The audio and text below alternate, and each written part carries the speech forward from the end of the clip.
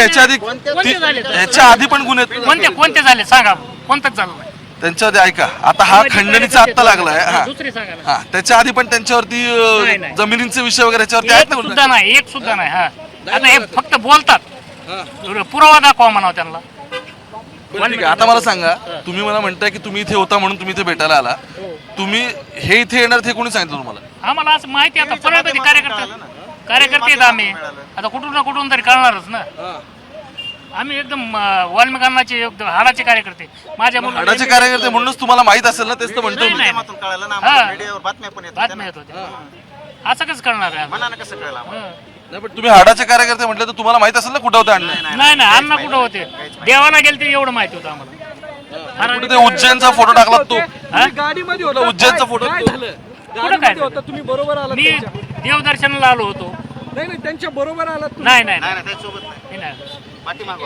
हा. कुठं ते आरोपी आहेत का? त्यांचा आरोप केला जातो, आरोपी आहेत का ते? नाही नाही, खोट आहे ते. मग काय आरोप करतात? अहो, तुम्ही त्यांच्या गाडीमधून उतरले. कार्यकर्ते आणि हे सगळ्यांना देखवलं नाही राजकीय लोकांना, त्याच्यामुळे त्यांच्यावर नाव घ्यायला ते. हो पण काय हे बघा, आरोप झाले म्हणजे काय आहे, आता आग लागली तर कुठेतरी धूर निघाला असेल, ठिणगी तर पेटली असेल की. पंकजाताई आणि धनंजय मुंडे मंत्री झाल्यामुळे वाल्मिकांना ते हे करायले आणि ह्यांच्या खांद्यावर बंदूक ठेवून त्यांनी हे आरोप घेतले. कोण बंदूक ठेवतंय?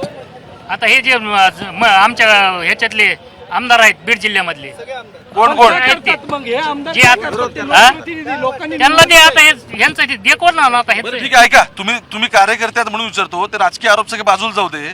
गुन्हा दाखल झालाय तो तर पोलिसांनी केला ना, ते तर खरं ना सगळं? मग खोटा गुन्हा आहे ते. गुन्हा पण खोटा आहे. गुन्हा खोटा आहे. एव्हिडन्सेस घेऊन मग केलं ना? आम्हालाही मान्य ना एव्हिडन्स असेल तर आम्हालाही मान्य आहे त्यांचं. काय एव्हिडन्स नाहीतच. त्यांनी काही ज्या दिवशी गुन्हा घडला त्यावेळेस वाल्मिकांना त्या उज्जैनला होते. आता ती तर स्टोरी दिसते त्यांची. जे गुन्हा घडला त्यावेळेस वाल्मिकांना उज्जैनला होते. आता ते 302 मध्ये काय तिथं उज्जैनहून आता इतके दिवस कुठे होते मग? आता देवाला होते, कुठं होते माहित नाही आम्हाला. त्यांनी काही केलंच नाही तर इतके पोलिसांपासून ते पळत का होते? कोण वाल्मिक कराड. अहो कुणी भेटणारच ना. नवीन काहीतरी आरोप आता 302 करा, कुठं फाशीत द्या, कुठं काही म्हणायला माणूस भेटणारच नाही. दोन कॅबिनेट मंत्र्यांचे ते आहेत जवळ. काँग्रेसचे नेते त्यांनी वाल्मिक कराडला सिरियल किलर म्हटलंय.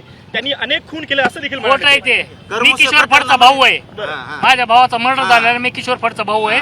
त्याच्यामध्ये बबन गीते आता डबल मर्डर केलेला 6 महिन्यापूर्वी त्याचं नाव होतं. माझ्या घरावर ह्याच्या घरात गुन्हेगारी पद्धतीनं 50 जणांनी माझ्या घरावर हल्ला करून गरोदर स्त्रीला मारून बबन गीते यांचे आहे. आणि आता 10 वर्षानंतर मी माझी केस चालू असून आता बोर्डावर माझी केस आलेली आहे.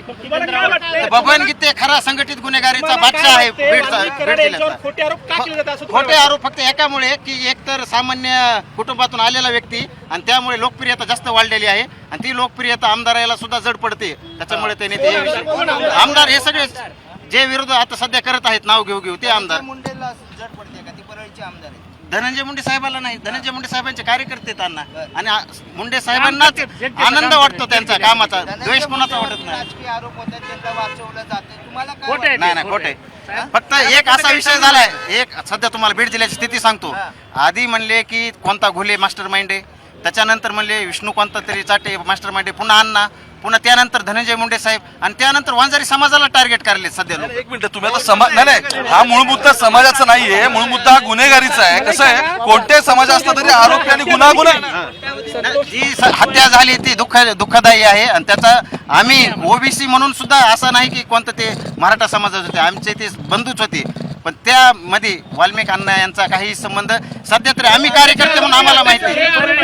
आरोपींना अटक झाली, ते आरोपी वाल्मिक कराडांच्या जवळचे आहेत की नाही ते खोट आहे. आणखीन ते निष्पन्न झालेलं नाही. सामाजिक कार्यकर्ते ते.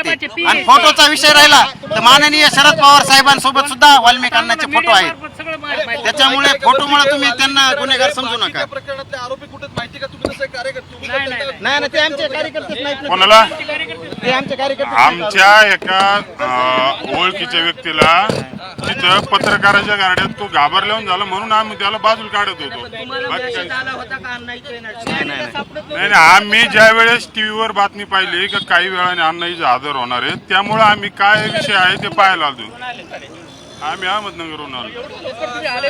लवकर नाही, 1.5-2 तास झाले बातमी चालू आहे टीव्हीला. नाही, ती बातमी साफ चुकीची आहे आणि असं कुठलंही नाही, असं चुकीचं आहे, ती माहिती पूर्णपणे चुकीची आहे.